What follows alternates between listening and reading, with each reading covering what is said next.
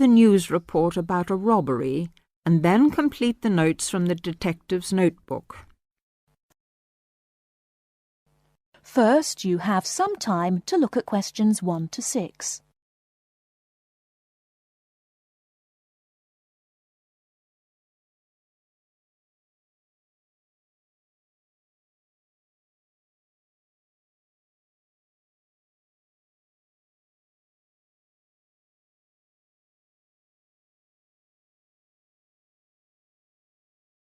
Now we shall begin. You should answer the questions as you listen, because you will not hear the recording a second time. Listen carefully and answer questions 1 to 6.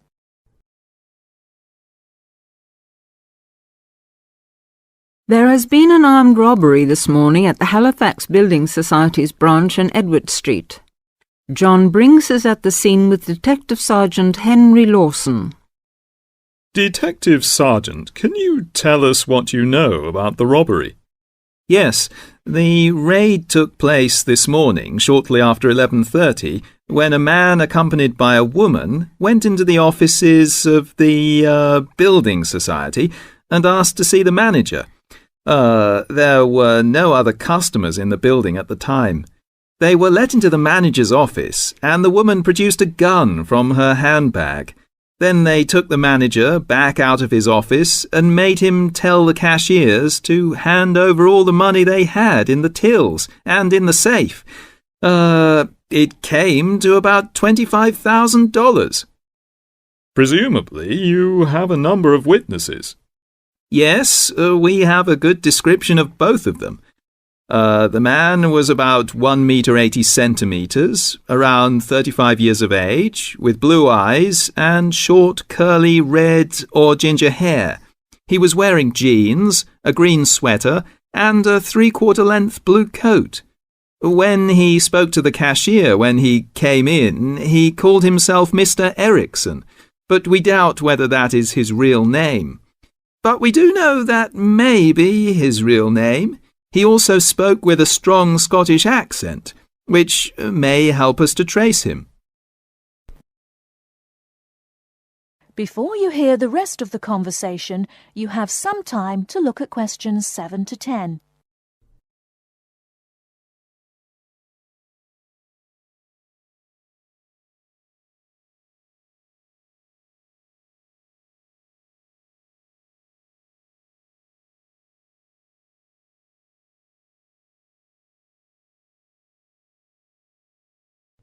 Now listen and answer questions 7 to 10.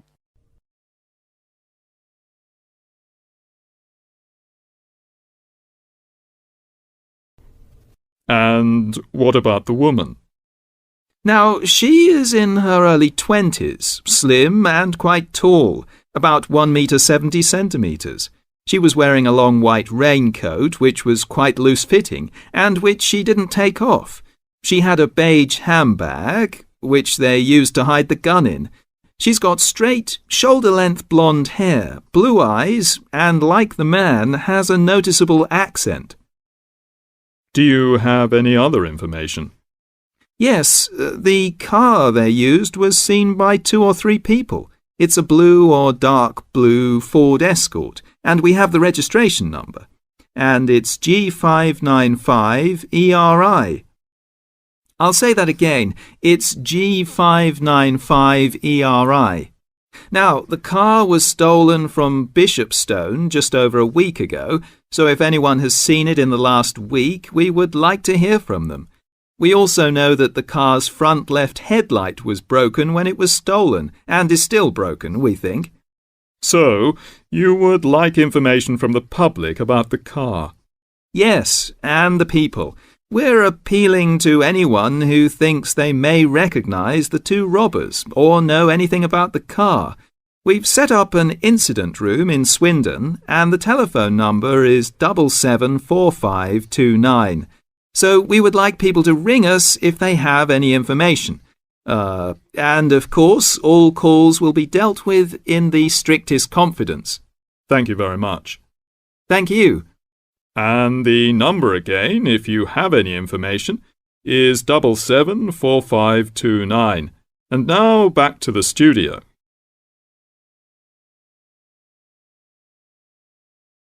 That is the end of part 1. You now have half a minute to check your answers.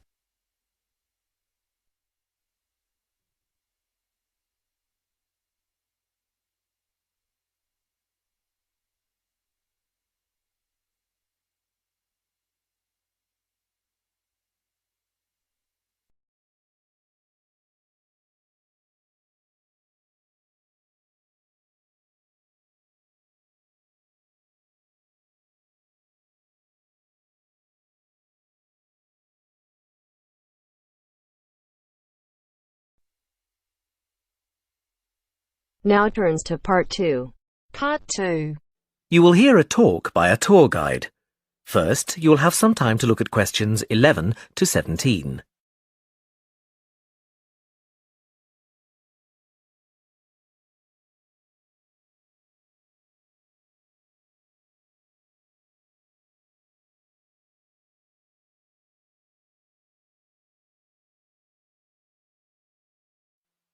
Now listen carefully and answer questions 11 to 17. Welcome to San Fernando City Tours. I'm Mark, your tour guide.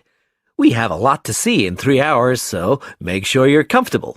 We'll be traveling into the historical district first, and then into the town center.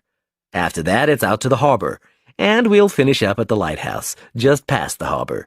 That will take us up to midday, and after that, you're free to do what you want.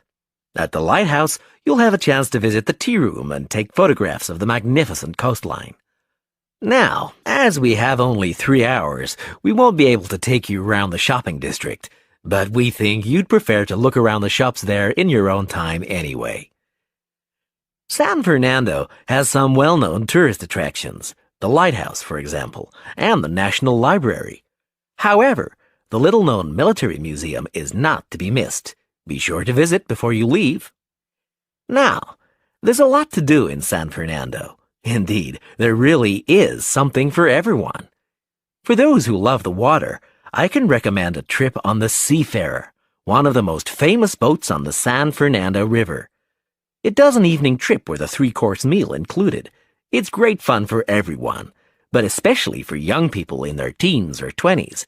After 9, there's a disco on the boat, and it gets really lively. Then there's a climbing wall near the town center. It's incredibly popular, with a large wall for expert climbers and a smaller wall for novices.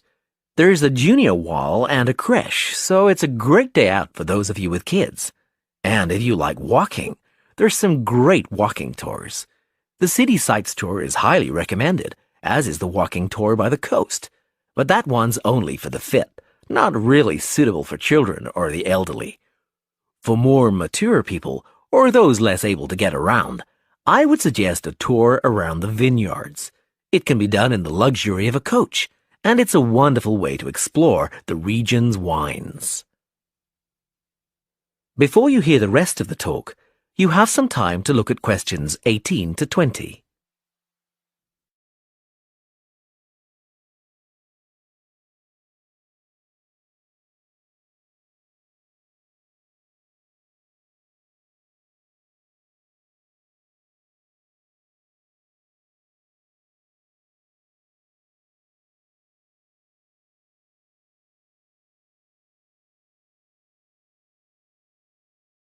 Now listen and answer questions 18 to 20.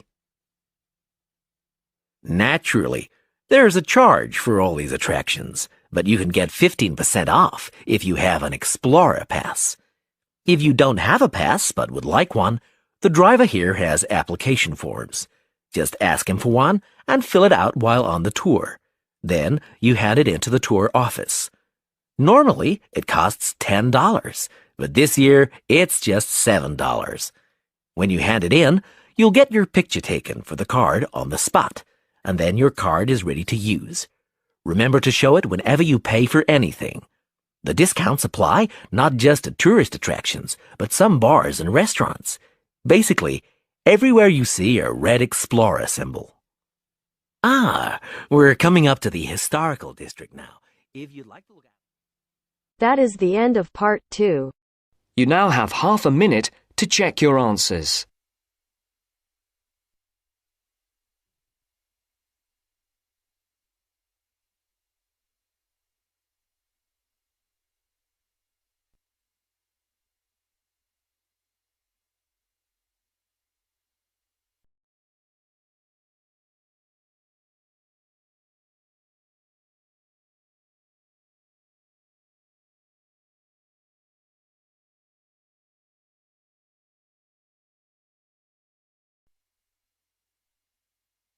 Now turns to part 3.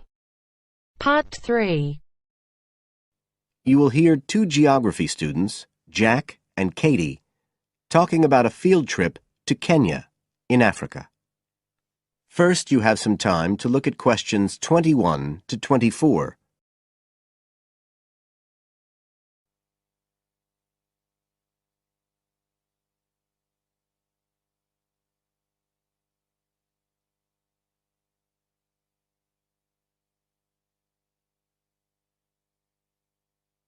Now listen carefully and answer questions 21 to 24.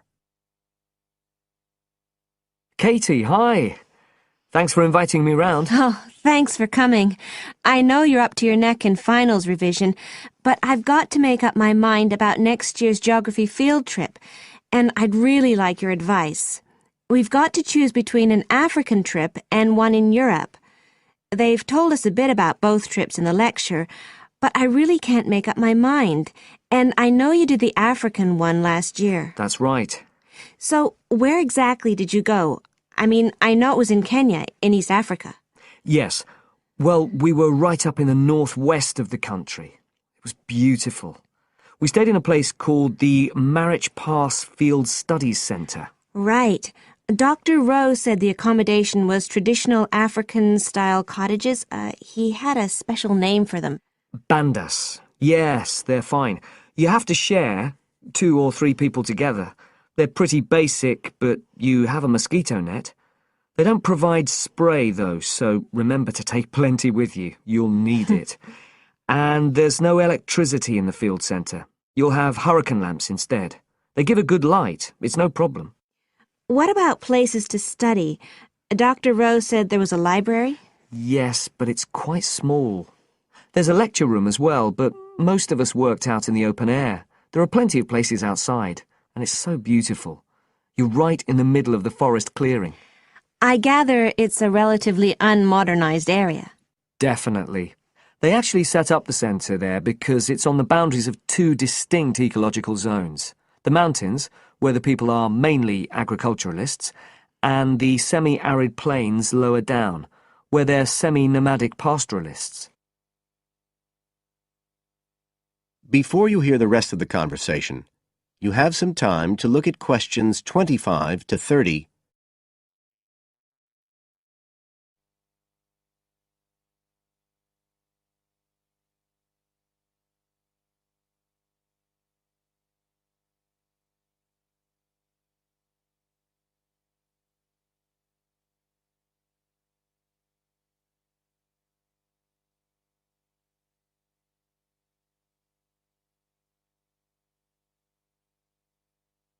Now listen and answer questions 25 to 30. So, how much chance did you get to meet the local people there? Did you get the chance to do interviews? Yes, though we had to use local interpreters, but that was okay. Then we did field observation, of course, looking at environmental and cultural conditions, and morphological mapping. What's that? Oh, looking at the surface forms of the landscape, the slope elements and so on. What about specific projects? Yes. After the first 2 or 3 days, we spent most of our time on those. We could pretty well do what we wanted, although they all had to relate to issues concerned with development in some way. People did various things. Some were based on social and cultural topics, like the effect of education on the aspirations of young people, and some did more physical process-based studies, looking at things like soil erosion. My group actually looked at issues relating to water, things like sources such as rivers and wells, and quality and so on. It was a good project to work on, but A bit frustrating. We felt we needed a lot more time, really. Right. Dr. Rowe did say something about limiting project scope. Yes, he told us that too at the beginning, and I can see why now. What else?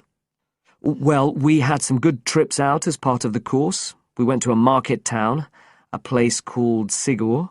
That was to study distribution. And to look at agricultural production, we went to the Weiwei Valley. That's an important agricultural region. And what about animals? Did you have a chance to go to a national park? Sure. We did a trip on the last day, on the way back to the airport at Nairobi. But actually, there was lots of wildlife at the field centre. Vervet monkeys and baboons and lizards. It does sound good. It was excellent, I'd say. In terms of logistics, it was very well run. But it was more than that. I mean, it's not the sort of place I'd ever have got to on my own. And it was a real eye-opener. It got me really interested in development issues and the way other people live. I did find it frustrating at the time that we couldn't get as far as we wanted on the project, but actually I'm going to follow it up in my dissertation, so it's given me some ideas and data for that as well. So you'd say it was worth the extra money? Definitely. That is the end of part 3. You now have half a minute to check your answers.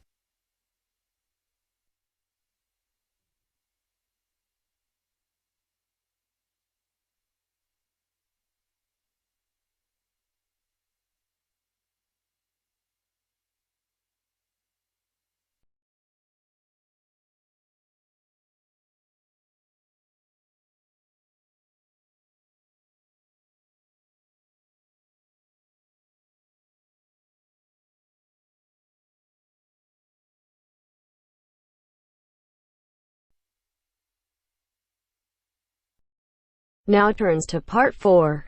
Part 4. You will hear a talk on research in the Indian Ocean. First, you have some time to look at questions 31 to 40.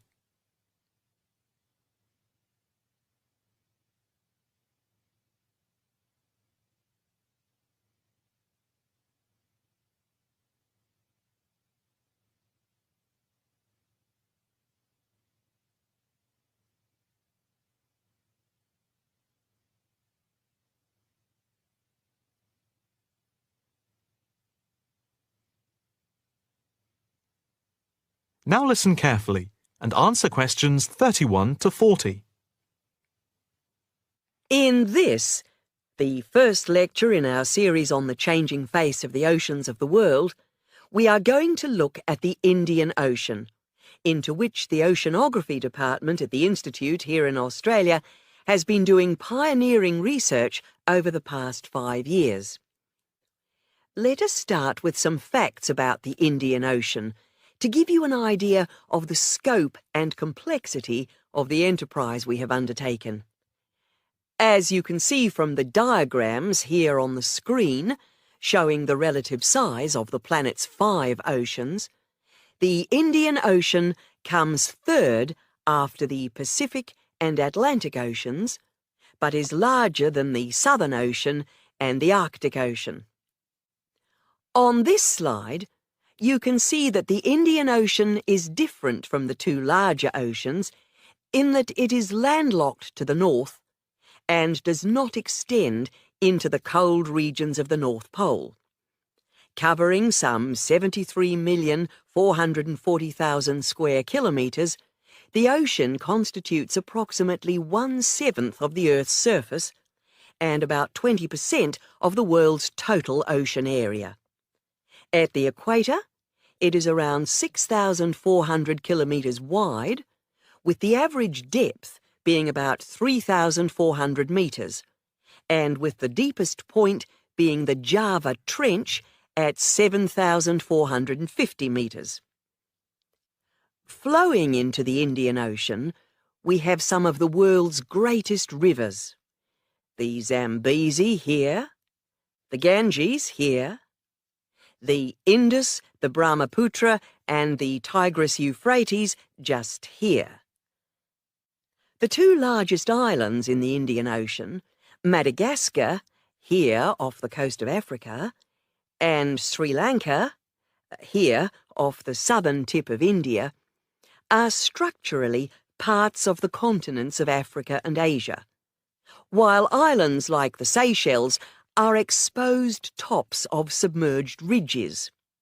The Maldives are low coral islands, and Mauritius and Réunion are volcanic cones. The surface waters of the ocean are warm, except where the ocean touches the cold waters to the south.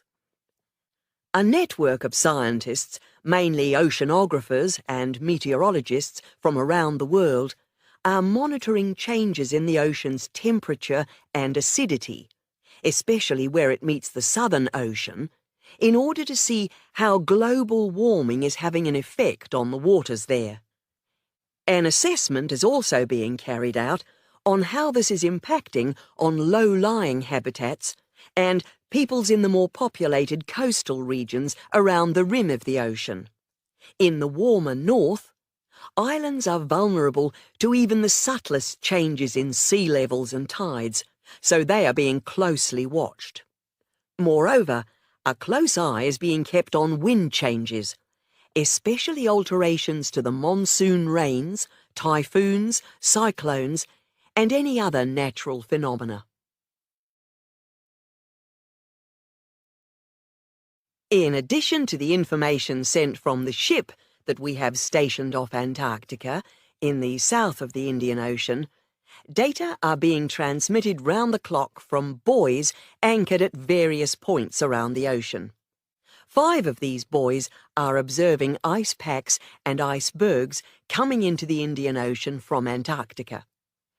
Besides the buoys, data on cloud cover and wind and temperature change are received by satellite.